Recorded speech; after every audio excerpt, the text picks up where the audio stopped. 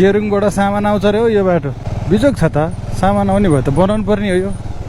बाहुबली झरना अनि के भन्छ अरे फुङफुङ झरना। अर्को पनि के नाम छ यसको, ओरिजिनल नाम अर्कै छ।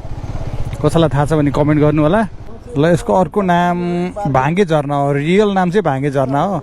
अब फुङफुङ झरना, बाहुबली झरना सबै भन्छन् होइन, त्यो चाहिँ कृत्रिम नाम हो। यसको रियल नाम चाहिँ भाङ्गे झरना हो।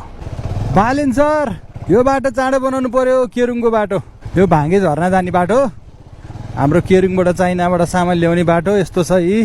यति सानो, यसलाई चाँडै ठुलो पार्नु पऱ्यो होइन त। यहाँ त्यो ठुल्ठुलो ट्रक कसरी कुद्छ होला यहाँ, बाइक कुदाउनु त यति गाह्रो भइरहेछ।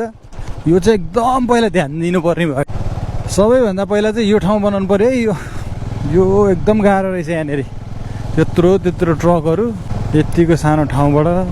वान वे छ यार, डबल 2 लाइन त हुनुपर्छ कमसेकम। त्यत्रो ट्रक आउँछ, कहीँ त यति सानो छ कि यसको नि आधी छ क्या त्यो जङ्गलतिर त झन्।